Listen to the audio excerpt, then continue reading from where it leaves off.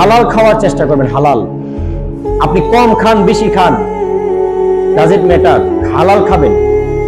আপনি এক কোটি টাকা ইনকাম করেন কিন্তু হারাম, আল্লাহর কাছে আপনার কোনো মূল্য নাই। বিশ্বাস করেন, কোনো মূল্য নাই। শুধু আল্লাহর কাছে যে মূল্য নাই এমন না, মানুষের কাছে আপনার কোনো মূল্য নাই। যারা হারাম ইনকাম করে দেখবেন মানুষ এদেরকে পছন্দ করে না, পিছনে পিছনে বলে যে তো হারাম খায়, কোটি কোটি টাকা বানাইলে কি হবো, তো হারাম খোর।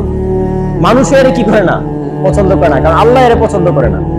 আর একজন লোক তরকারি বিক্রি করে, সিএনজি চালায়, মুচির কাজ করে কিন্তু হালাল খায়, রিক্সা চালায়, দোকানদারি করে কিন্তু হালাল খায়, 100% হালাল খায়, ও আল্লাহর কাছেও দামি, মানুষের কাছেও দামি, তাকে সবাই ভালোবাসে।